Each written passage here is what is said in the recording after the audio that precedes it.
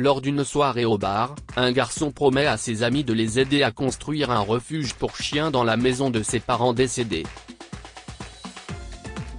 Mais lorsqu'ils ont commencé les travaux, son père adoptif est intervenu pour les en empêcher, en menaçant de démolir la maison.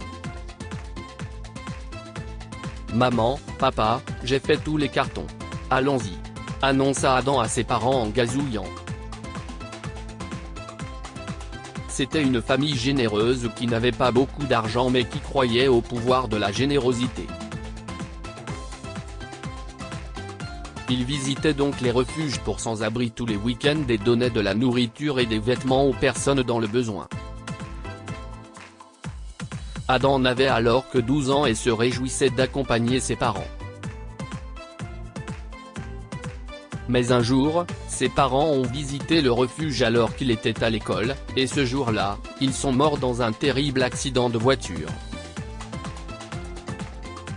Lorsque le directeur de l'école appelle Adam en plein cours, il a compris que quelque chose n'allait pas, mais il ne s'attendait pas à apprendre que ses parents étaient morts. Il n'arrivait pas à y croire et, pendant quelques jours, il n'a parlé à personne. Ses proches ne voulant pas l'accueillir après la mort de ses parents, il a donc été placé dans un foyer. Plus tard, un riche couple stérile a visité le foyer et est devenu ses parents adoptifs. Mélanie et Jake étaient de riches restaurateurs qui ont tout donné à Adam. Mais ils étaient tellement occupés par leur travail qu'ils ne se sont pas rendus compte qu'Adam devenait incontrôlable. En effet, Adam est devenu un bagarreur après que des garçons de l'école l'aient taquiné à propos de la mort de ses parents biologiques. Mélanie et Jake ne s'en sont pas rendus compte jusqu'à ce que Jake ait décidé d'aller chercher Adam à l'école un jour et l'ait trouvé en train de se battre avec des garçons de l'école dans la rue. « Je ne t'enverrai pas dans une bonne école pour ça, Adam. Tu as compris ?» Jake s'en est pris à lui une fois qu'ils sont rentrés à la maison. « Papa, j'étais point pas un mot, Adam. » Jake lui coupa la parole. « Tu seras assigné à résidence, sans accès à internet ni aux jeux vidéo. Et oui, à partir de demain, si est maman ou moi qui viendront te chercher et te déposer à l'école. » Voilà comment Jake était en tant que père. Il donnait à Adam ce qu'il y avait de mieux, mais il était très strict et contrôlait tout. Pendant les 6 années qui suivirent, Adam fut élevé de manière stricte. En raison de son éducation scolaire médiocre, il a dû suivre de nombreux cours supplémentaires de mathématiques et de langues étrangères. Plus tard, il est entré à l'université pour suivre des cours de commerce. Adam, lui, a changé. Il a été modelé selon les désirs de Jake et a oublié tout son passé. Il est devenu quelqu'un qui voulait un avenir prospère, une entreprise en pleine expansion et, un jour, son restaurant, du moins si est ce qu'il pensait jusqu'à ce qu'il visite sa ville natale. Les larmes lui montèrent aux yeux lorsqu'il gara sa voiture et en sortit. Il se trouvait dans sa ville natale, dans la maison de ses parents qui tombait en ruine. C'était autrefois son lieu de bonheur, mais maintenant ce n'était plus qu'une structure en ruine avec un toit à moitié cassé et des débris partout. Adam a réussi à obtenir les documents qu'il voulait et s'est installé dans sa voiture le cœur lourd. Il n'arrivait pas à croire que la maison de son enfance était dans cet état. Soudain, une voix venant de l'arrière le détourna de ses pensées. Bon sang. Adam ? Un homme de grande taille s'approcha de la fenêtre de sa voiture, et Adam le regarda avec les yeux mouillés, un sourire aux lèvres. Peter. Adam descendit et embrassa son meilleur ami d'enfance. « Comment ça va, mon frère ? Ça fait longtemps, N'est-ce pas? Pierre sourit. Je n'espérais pas te revoir. Alors, comment ça va? Adam soupira. Après la mort de papa et maman, j'ai été adopté par une famille. Ils ne sont pas mauvais, mais ils ne sont pas les meilleurs non plus. Alors oui, j'essaie de me débrouiller. Courage, mec, tu as retrouvé une famille. Si est pas mal, dit Pierre en tapotant l'épaule d'Adam. En fait, je sais ce qui te remonterait le moral. Je n'avais pas les moyens d'aller à l'université, j'ai tiré quelques ficelles et je suis devenu un employé normal. J'ai besoin d'un verre de temps en temps pour survivre aux insultes de mon patron. J'appellerai les autres gars aussi. Nous sommes toujours en contact. Adam sourit. Je n'aimerais pas dire non. J'ai un peu envie de rencontrer les autres. Ah, cette vie m'a manqué. Peter et Adam se sont donc rendus dans un bar local et ont été rejoints par leurs amis d'enfance. Dans l'ambiance de la réunion, Adam était bien trop ivre pour garder le contrôle. Il racontait à ses amis que Jake était un véritable cauchemar en tant que parent. Vous vous souvenez du refuge pour chiens que nous avions l'habitude de visiter, bredouilla Adam, et ses amis acquiescèrent. Cette vie me manque. Avoua Adam. Mon père est riche, il a tout l'argent, mais il ne me laisse pas respirer. Ah, quel gâchis. Alors nous devrions retourner au refuge. S'écria Peter, ivre. Ce refuge n'a-t-il pas fermé ses portes?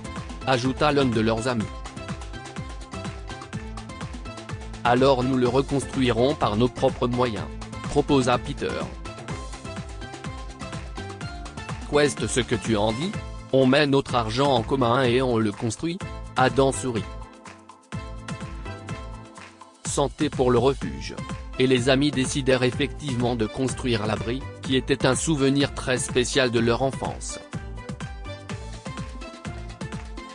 Ce jour-là, Adam devait rendre visite à Jake pour une réunion, mais il était tellement ivre qu'il n'a pas dormi, et quand il est finalement arrivé au bureau, il puait la bière et somnolait.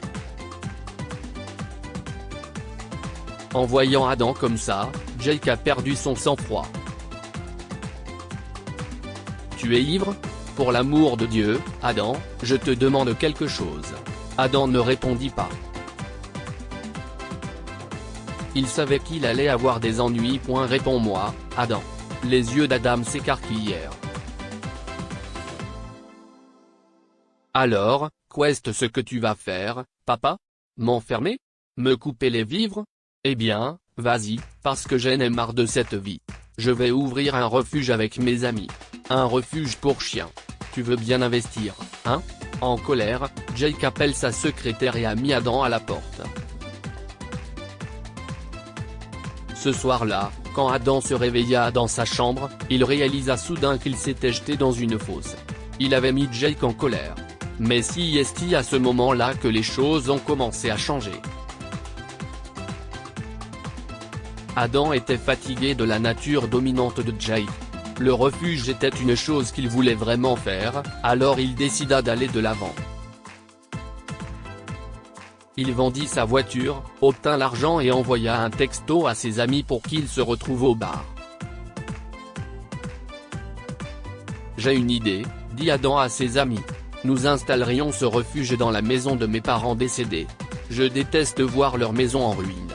J'ai envie de réparer leur maison et de la faire revivre. Je suis sûr qu'ils seraient fiers de moi, poursuivit-il. Les autres amis furent d'accord. Mais les ennuis d'Adam sont loin d'être terminés. Alors que lui et ses amis étaient occupés à faire des rénovations, la voiture de Jake s'est soudain arrêtée devant l'enceinte de la maison. Il était furieux d'apprendre qu'Adam avait vendu sa voiture de luxe et qu'il faisait des réparations dans la maison de ses anciens parents. « Tu as perdu la tête, Adam ? Sors de là !» hurla-t-il en voyant son fils réparer le toit. « Je ne vais nulle part, papa !» s'écria Adam. « Je veux faire ça. Je veux réparer la maison de mes parents biologiques. Et ouvrir un refuge plus tard. S'il te plaît, mon fils, supplia Jake, et Adam fut surpris. Son père adoptif n'avait jamais été aussi doux avec lui auparavant. S'il te plaît, pardonne-moi pour ce que j'ai fait. Je t'aiderai à démarrer ton entreprise. Je financerai ton restaurant. Je t'aiderai à réaliser tout ce dont tu as rêvé. Les yeux d'Adam se sont mis à briller. Il avait toujours voulu ce restaurant, et au fond de lui, il avait besoin du soutien de Jake. Mais soudain, Jake dit, « Mais il y a une condition, Adam. » Le cœur d'Adam se mit à battre la chamade. « Une condition ? J'aimerais ouvrir un restaurant ici. Je vais démolir la maison de tes parents. Et si tu n'es pas d'accord avec moi, je te couperai les vivres. » Adam n'a pas pu retenir ses larmes à ce moment-là. Jake était tombé si bas. « Je te déteste, papa », a-t-il crié. « Je te déteste. Va te faire voir. Fais ce que tu veux. » Adam était blessé. Beaucoup. Mais il était libre. Il décida de prendre un nouveau départ en construisant un refuge dans la maison de ses parents avec l'aide de ses amis. Quelques semaines plus tard, lorsque le refuge est enfin prêt, Adam a pleuré de fierté. Non seulement il avait rénové la maison de ses parents, aujourd'hui décédés, mais il avait aussi donné à ses animaux sans abri un nouvel endroit où vivre. Peu après, les efforts d'Adam pour les animaux ont attiré l'attention des médias, et divers médias ont commencé à écrire sur Adam et ses amis. Il devint célèbre. Quel étrange changement de destin. Un jour, Jake lui a rendu visite. « Tu devrais partir tout de suite », lui dit Adam froidement. « Tu sais que je ne viendrai pas avec toi, n'est-ce pas ? Désolé. » dit Jake à voix basse. « Tu vois, j'étais tellement accaparé par la célébrité et l'argent que je n'ai pas compris pourquoi je t'avais recueilli en tant que petit garçon. Je voulais être un père. J'espérais être fier des réalisations de mon fils un jour. Mais regarde ce que j'ai fait. Tu dois vivre ta vie comme tu l'entends, Adam, a-t-il ajouté. J'espère que tu pourras me pardonner un jour. Désolé, conclut-il. Après avoir dit cela, Jake s'apprêtait à partir, mais Adam l'arrêta et le serra chaleureusement dans ses bras. J'ai trouvé un emploi à temps partiel en tant qu'assistant de bureau, dit-il. Qu'est-ce ce que je vous offre, à toi et à maman, avec mon premier salaire ? Jake était en larmes. Je ne veux rien d'autre que mon fils. Si est tout, c'est ce qu'il écriait. Si est ainsi que la vie d'Adam et de Jake a changé. Adam est maintenant satisfait de sa vie ordinaire, et Joseph soutient ses choix. Que pouvons-nous apprendre de cette histoire ? Aimez et soutenez vos enfants, si est tout ce qu'ils attendent de vous. Jake s'en est rendu compte lorsqu'il a perdu Adam. Heureusement, il a fait amende honorable.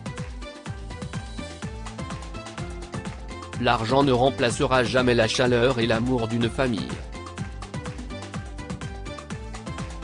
Les parents biologiques d'Adam n'étaient pas riches, mais ils s'aimaient, ce qui était plus précieux que l'argent. Partagez cette histoire avec vos amis. Elle pourrait égayer leur journée et les inspirer.